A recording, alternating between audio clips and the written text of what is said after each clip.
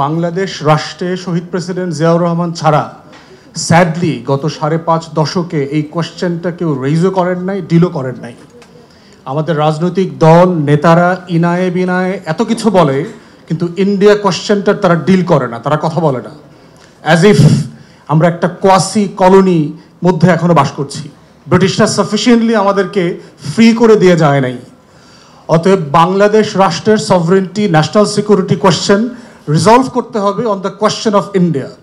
আমার India question resolve হওয়ার মধ্য দিয়ে হচ্ছে আমার গত 53 বছরের স্বাধীনতার সার্বভৌমত্ব লঙ্ঘনের ঘটনাগুলো যে বারবার ঘটেছে, কার দ্বারা ঘটেছে, কিভাবে ঘটেছে, সেটার মধ্য দিয়ে সেটা সমাধান হতে হবে। এর মানে কি আমি ভারতের সাথে যুদ্ধ করবো? অবশ্যই করবো না। কিন্তু ওই যে কায়সার ভাই কারেক্টলি বলেছে, শত্রু আইডেন্টিফাই করতে হবে, শত্রুকে ফাইট করবার every preparation has to be on the table, at our disposal. কিন্তু আমি যুদ্ধ করবো না। এবং পৃথিবীর হিস্ট্রি রিপিটেডলি হ্যাভ প্রুভেন যে আমার preparation with the context of enemies were so good, সেই নেশনগুলোকে কোনোদিন যুদ্ধ করতে হয়নি। আমেরিকা তো নর্থ কোরিয়াকে অ্যাটাক করে না, কেন সাহস পায় না? খালি খায়া দিব, মাইরা দিব, মুখ দিয়া কয়, পাশ দিয়া কয়, ওইখানে ঢিলা মারে, ওইখানে উকি মারে, কিন্তু যুদ্ধ কিন্তু করে না নর্থ কোরিয়াকে। ইরানকে মেরে দিচ্ছে কেন? কারণ জানে যে ইরান এখনো নিউক্লিয়ার বোম তৈরি করতে পারে নাই। তো এই প্রশ্ন হচ্ছে আমার ভারত কোয়েশ্চেন রিজলভ করতে হবে পলিটিক্যালি উইথ কনসেনসাস। যেভাবে আজকে ঐক্যবদ্ধ কমিশনে আমরা অসংখ্য বিষয়ে জাতীয় ইস্যুতে একমত হচ্ছি এবং কন্টিনিউয়াসলি আলাপ করছি, এই আলাপটাই হচ্ছে আমার নিরাপত্তার একমাত্র অপশন। এর বাইরে আর কোনো আলোচনা নাই।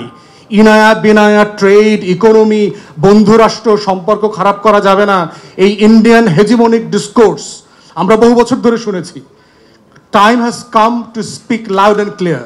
আমার শত্রু কারা, কিভাবে ডিল করব, এই বিষয়ে আমাদের ঐক্যমত হইতে হবে।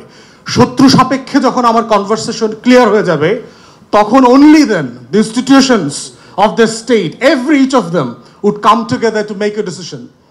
আমার আজকে পুলিশ কেন বিরোধী দলকে, বিএনপিকে কেন শত্রু মনে করে? আমার র্যাব কেন জামাতকে শত্রু মনে করে? আমার আর্ম ফোর্সেস, ডিজিএফআই, এনএসআই কেন হেফাজতকে শত্রু মনে করে? ওয়াই? কারণ আমার ইনস্টিটিউশনের কাছে এটা পরিষ্কার না যে এই রাষ্ট্রের প্রতিদ্বন্দ্বী কারা আর শত্রু কারা। রাজনৈতিক প্রতিদ্বন্দ্বীদেরকে শত্রু কেন বানিয়েছে? কারণ আমার রাষ্ট্র, আমার সাকসেসিভ গভর্নমেন্টস, আমার পলিটিক্যাল লিডারশিপ, আমার ইনস্টিটিউশনের ভিতরে ইনবিল ফিলসফি তৈরি করতে পারে নাই যে এই রাষ্ট্রের শত্রু কারা, এই রাষ্ট্রের সেবক কারা, এই রাষ্ট্রের বন্ধু কারা, কার দিকে বন্দুক তাক করা যাবে আর কার দিকে করা যাবে না। যদি এটা হতো তাহলে বারবার এই রাষ্ট্রে বিভিন্ন সময় বিভিন্ন অজুহাতে গণহত্যা হইতো না। শাপলা চত্বরে গণহত্যা হইতো না, পিলখানায় গণহত্যা হইতো না, 16 বছরে বিএনপি, জামাত, হেফাজতের উপরে গণহত্যা হইতো না। এবং কিভাবে কোন ভাষায় গণহত্যা করেছে, as if we are aliens in the same sovereign nation that our forefathers had fought for. এই দেশের ভিতরে এটা হয়েছে। এটা শুধুমাত্র সম্ভব হয়েছে কেন? কারণ আমার বন্ধু শত্রুর আলোচনাটা এই রাষ্ট্রে পলিটিক্যাল গভর্নমেন্টগুলো পরিষ্কার করতে পারে নাই, ইনস্টিটিউশনগুলো পরিষ্কার করতে পারে নাই। অতএব সেই জায়গায় শত্রু আইডেন্টিফাই করা এবং তার সাপেক্ষে আমার প্রস্তুতি, পরিষ্কার বক্তব্য, এটাই হচ্ছে জাতীয় ঐক্যের একমাত্র মানদণ্ড। ধন্যবাদ।